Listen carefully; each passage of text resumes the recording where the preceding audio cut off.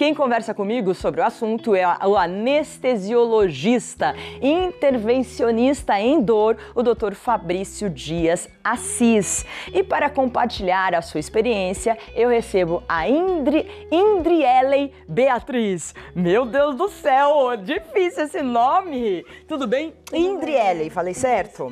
Então tá bom. Doutor, muito prazer, muito obrigada. Bom dia para o senhor. Anestesiologista e intervencionista em dor. Isso mesmo. É a pessoa que faz anestesia. É isso? Eu sou anestesiologista de formação, mas tenho uma segunda profissão, que eu trabalho com pacientes com dor crônica. Sei. Então já há 20 anos que eu trabalho principalmente, aliás, com dor crônica, mais do que anestesia. É um braço da anestesiologia. Sei. Assim como a terapia intensiva também cuidar de pacientes graves, é um braço da anestesiologia. A dor crônica também, ela é um braço e eu me dedico a essa subespecialidade também. Entendi. E aí o tratamento para dor, por exemplo, tem uma dor nas costas, daí tem que fazer uma avaliação e tudo, e aí vai trabalhar por meses aquela dor, é isso? O intervencionista se relaciona com procedimentos, intervenções que nós fazemos para aliviar a dor. Então, pacientes, por exemplo, que têm dor de cabeça crônica, dor nas costas, ao invés de ficar tomando medicações, superutilizando medicações, há hoje em dia procedimentos que são pouco invasivos, que têm um resultado muito importante e que diminuem, além de diminuir a dor, diminui sobremaneira o consumo de analgésicos também, por exemplo. Claro, que é bem importante, porque as pessoas vão tomando remédio e ficam até doentes por tanto tomar remédio. Daqui a pouco a gente vai falar de todas as anestesias, temos uma mancada lá preparada, as anestesias tem a geral, a regional, a peridural, sedação, a RAC, né, que muita gente toma. Vamos explicar direitinho como que é. Mas antes eu queria falar com a Indriele. Quero saber, Indriele, qual que é a sua história? Me conta um pouquinho com anestesia. Então, após o procedimento eu fui anestesiada, né? E quando, no pós da cirurgia, eu tive um probleminha de dor de cabeça muito forte, até eu estava conversando com ele, e ele me explicou que é decorrente da sedação que eu tive, né? Que pode ter, mas que passa o lado bom, porque é uma dor de cabeça insuportável e que ela só vem a passar depois de eu dormir, porque com o medicamento eu não sinto efeito que diminui a dor. Qual tipo de anestesia você tomou? Foi uma RAC, uma RAC anestesia. É comum isso? É uma complicação esperada da RAC anestesia. Essa a gente chama, termo médico para isso, é cefaleia pós-RAC, que é a dor de cabeça que vem, que pode se seguir depois de uma RAC anestesia. E por que ela acontece, né? Acho que depois a gente vai ter um quadrinho explicando sobre a peridural e a RAC, mas a RAC anestesia basicamente é a injeção de uma substância lá onde corre o líquor na medula, né? E então aquela agulha, ela deixa um furinho na capinha que envolve o líquor e fica vazando um pouquinho de líquor. Então por isso que dá dor de cabeça. A gente tem essa ilustração? Eu acho que vamos pedir? Tem? Tem, Vini? Pode colocar aí, você pode explicar, doutor? Sim. Essas fotos? Ali primeiro é o paciente sentado, né? A forma mais comum da gente fazer... Fica inclinado. Fazer a RAC anestesia, que ela é dada entre aqueles ossinhos da coluna, que a gente chama de processos espinhosos, né? Então é uma punção interespinhosa no espaço interespinhoso. E a gente vai com a agulha, então, até uma profundidade, que é onde sai o líquor da coluna. Então, quando a gente vê que o líquor está saindo pela agulha, eu tenho certeza, eu me certifico que a agulha está no espaço correto. E ali, então, eu injeto, normalmente, um anestésico local, que vai fazer um bloqueio, né? Que vai fazer com que não haja a passagem do estímulo de dor, nem do estímulo, de nenhum estímulo, na verdade, nem estímulo de tato, nem estímulo motor, daquele local da medula para baixo. Então a RAC anestesia é um tipo de anestesia regional que a gente anestesia uma parte do corpo, normalmente da cintura para baixo. Certo. Você tem medo de tomar anestesia? Teve medo? Por que você... Me fala por que você tem medo e depois eu vou perguntar pro doutor por que as pessoas têm medo de anestesia. Eu tenho medo de injeção. Ah, tá. Então daí já... Eu já não gosto, então... Quando eu fiquei sabendo que eu ia ter que fazer o procedimento de curetagem e que a gente tem que tomar anestesia, eu já fiquei com medo. porque eu sabia como era a anestesia, só que eu não sabia como seria quando eu fosse acordar, né? E tanto que eu falei pra ele, o meu medo foi porque eu não sabia qual seria a minha reação. Tanto que quando eu acordei e não sentia minhas pernas, eu fiquei bem nervosa. Mas era só o medo de agulha mesmo e depois do que iria acontecer. Mas graças a Deus correu tudo bem. E agora... você tá viva, tá graças bem, a Deus. Agora, doutor, por que as pessoas têm tanto medo? É por desconhecer? É porque às vezes o próprio anestesista não explica muito, ou a pessoa não... Sei lá, como que é? Eu acho que essas duas coisas são importantes, Maria Cândida. É muito importante a visita pré-anestésica, o contato do anestesiologista com o paciente antes da cirurgia.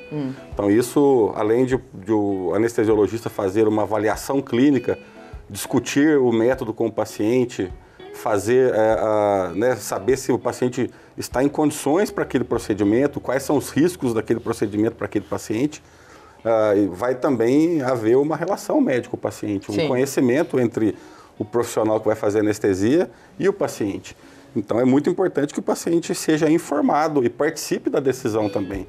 Então, na chamada você falou, o paciente deve decidir a anestesia. Pode? Ele não pode decidir a anestesia, mas ele pode participar da decisão, né? Sei. Então, se uma anestesia, se houver duas possibilidades, por exemplo, que ofereçam o mesmo risco para o paciente pode escolher se ele quer, por exemplo, ser submetido a uma anestesia geral ou uma peridural ou uma raquianestesia. É importante ele participar da decisão também, né? Acho que hoje no fundo, quem vai decidir, ele pode participar, mas a decisão vai ser do anestesista, né? A decisão é do anestesiologista, mas há algumas situações, por exemplo, com testemunhas de Jeová. Então, os testemunhos de Jeová, eles não querem receber sangue, fazer transfusão sanguínea. E existe já uma manifestação judicial em que o anestesista tem que aceitar a vontade do paciente, né? Entendi. Então, se ele tiver documentado que ele não quer, se você estiver correndo risco de vida, infelizmente nós temos que deixar o paciente morrer. Essa é o que hoje a justiça manda. A gente tem um checklist, que inclusive a produção trocou, né, todas as informações com você. Pode colocar, por favor? Primeira, consulta pré-anestesia, doenças cardíacas, asma, exames, uso de drogas lícitas ou ilícitas, reação anterior à anestesia. Explica pra gente, doutor. Isso, a gente... primeiro que o risco cirúrgico, ele depende das condições clínicas daquele paciente. Então a gente classifica essas condições, a condição clínica do paciente, em estado físico, a gente classifica de ASA 1 a ASA 5. Então ASA 1 seria um paciente saudável, abaixo de 40 anos, tá? Que não tem patologia nenhuma, por exemplo, a Indriele. Então, para ela fazer uma curetagem que ela foi submetida, que é um procedimento simples, com o estado físico ASA 1, o risco é extremamente baixo. Então, nesse tipo de procedimento e de paciente, a gente não precisa pedir exame pré-anestésico nenhum, porque ele não vai ajudar a diminuir esse risco cirúrgico, já é muito baixo, né? O ASA 2 seria aqueles pacientes que, por exemplo, um paciente de 45 anos com pressão alta controlada que toma remédio, ou com diabetes controlado, né? Então, esses pacientes, a gente já deve pedir alguns exames dependendo do tipo de patologia que ele tenha. Então, se ele tem uma doença cardíaca, se ele tem uma asma, é importante que a gente tenha um raio-x de tórax, um eletrocardiograma desse paciente, para a gente poder certificar que as condições são as melhores. Né? ASA 3 já é quando esse paciente tem uma hipertensão, por exemplo, descontrolada ou um diabetes descontrolado, é um pouco mais de risco, mais exames que serão realizados, né? ASA 4 e 5 já são pacientes muito graves, normalmente eles estão na UTI ou já estão realmente, o ASA 5 é quase que uma medida salvadora, o paciente já está quase morrendo. Então, essa avaliação é muito importante, a consulta pré-anestésica, exatamente para a gente discutir esses riscos com o paciente, poder entender se precisa pedir algum exame também para que a gente tenha um menor risco, né?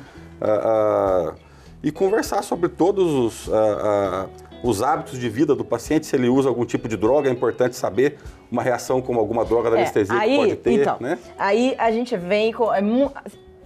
pelos casos, assim, pelos seus anos de carreira, as pessoas geralmente omitem algumas coisas. Por exemplo, não é fácil você falar, olha, eu sou usuário de droga. A pessoa às vezes é usuária e não quer falar, mas isso pode impactar diretamente na cirurgia e a pessoa ter uma parada cardíaca, por exemplo. Sim, é importante você ter essa relação com o paciente, dele saber que aquilo ali é uma coisa que não vai sair de nenhum momento dali, né? E ele saber da importância de dele dar essas informações para você. Outra questão importante, às vezes, é o jejum. Então, o paciente, às vezes, ele omite que ele comeu há 2 horas, ele não sabe que ele está correndo risco, por exemplo, de ter uma aspiração, ele pode vomitar e aquele vômito ir para o pulmão e fazer uma pneumonia química, que é gravíssima, ele pode morrer por causa disso. Por isso o jejum pré-operatório. Então, às vezes, o paciente esconde porque ele não sabe quão grave é aquilo, que ele está, na verdade, se sabotando, né? Em vez de estar atrapalhando o médico ou o cirurgião. Isso é importante a gente falar, esclarecer, porque as pessoas dizem, uma coisinha, ou remédios que tomam, né? O que um remédio, assim, que você não fala, de repente pode ocasionar? Que tipo de... São importantes as interações medicamentosas, né, Maria Cândida, com as outras drogas que serão usadas durante a anestesia. Então, é fundamental que a pessoa saiba se principalmente drogas como a cocaína pode ter alterações com outros medicamentos que podem dar arritmias graves e predispor a uma morte, por exemplo. Né? E um remédio?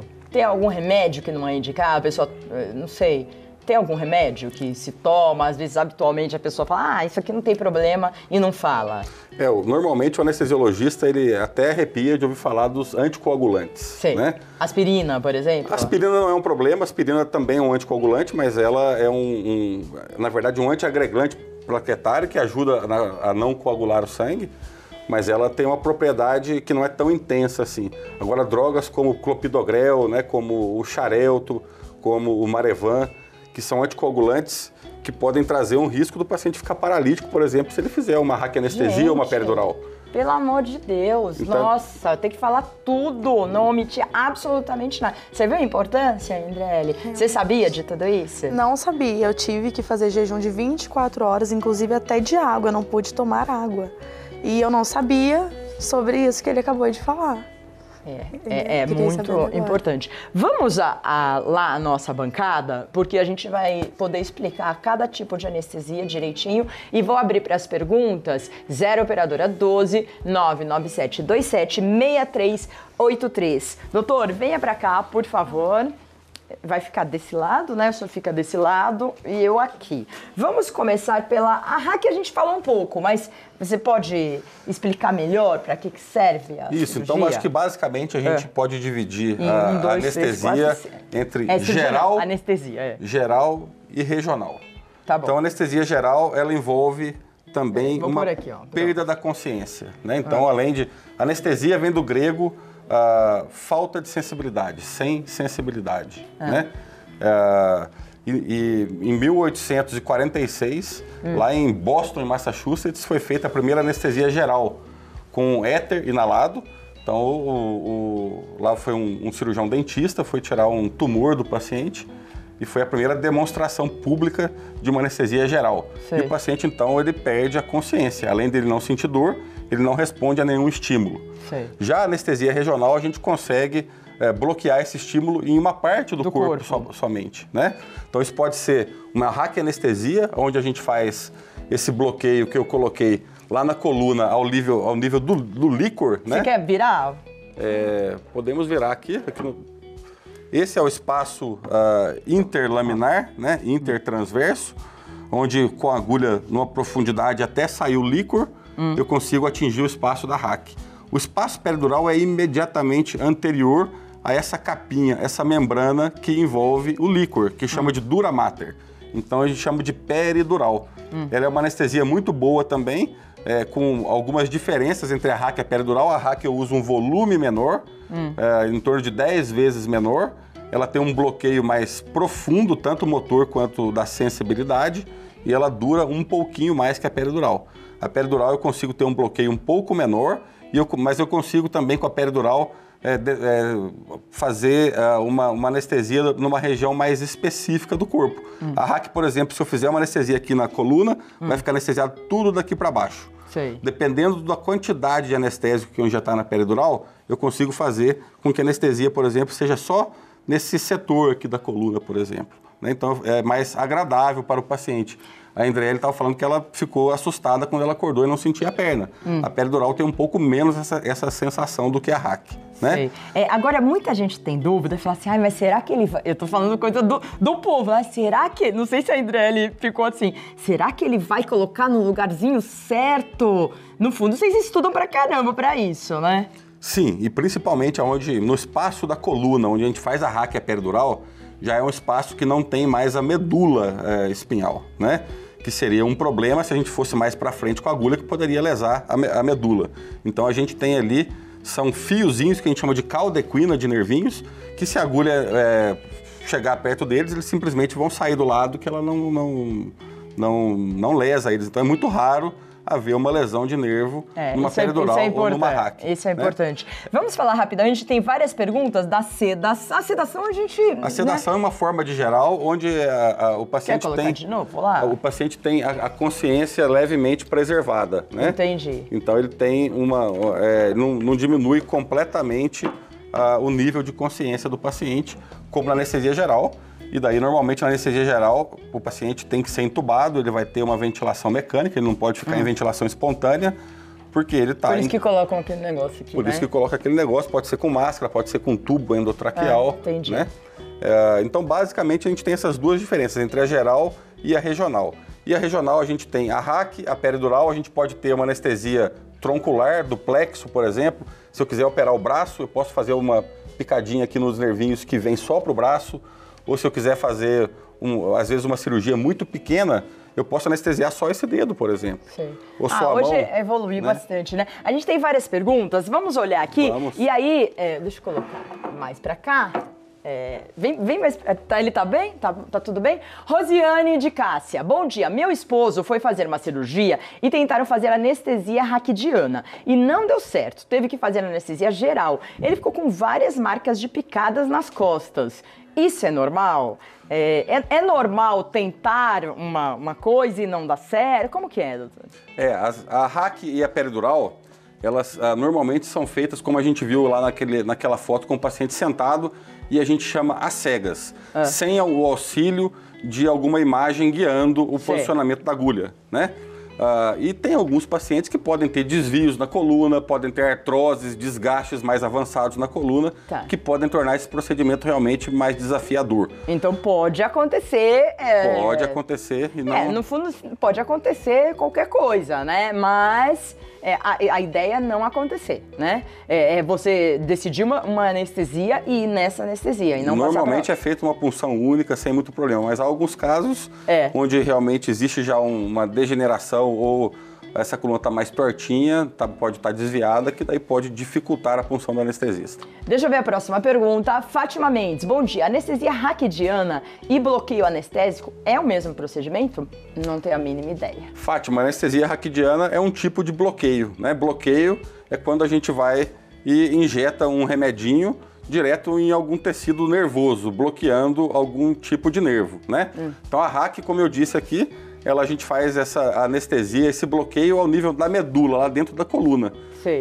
É um tipo de bloqueio, sim. Tá. Respondido. Deixa eu ver a próxima pergunta. Maria Inácia, bom dia. Quando o paciente é mais idoso e toma anestesia, ele pode ter distúrbios, tipo alucinação e esquecimento? Meu vizinho passou por isso e demorou um tempo para se recuperar. Maria Inácia pergunta. Maria Inácia, isso sim é verdade. Anestesia geral para o idoso. Em pacientes mais idosos, ela pode levar a um quadro de alteração do estado mental, um pouco de confusão às vezes, ou de esquecimento. Mas por dias? Diminuição da memória, normalmente por poucos dias, mas há casos onde realmente pode prevalecer por mais tempo. Normalmente são pacientes já com fluxo cerebral bem diminuído e quando você faz anestesia, porque na anestesia normalmente nós vamos aumentar o fluxo cerebral. Então a ventilação, quando faz anestesia, esse é um problema da anestesia geral. Tá. Então quando faz anestesia geral, com todos os aparatos e a ventilação mecânica, a gente consegue levar mais oxigênio para o cérebro e às vezes aquilo pode abrir áreas e dar uma confusão mental no idoso. Mas volta? Volta. Qual é o máximo do tempo? Tem? Não tem máximo do tempo. Mas vai voltando. Normalmente, com algumas poucas semanas, já está de volta. Então, Maria Inácia. Renan pergunta: meu pai tem 65 anos, ele tem uma alergia chamada urticária e também hipertensão controlada.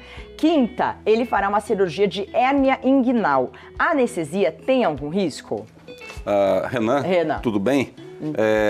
O seu pai, então, a gente pode classificar naquele estado físico, né, de 1 a 5, provavelmente em asa 2, se a hipertensão dele estiver realmente controlada.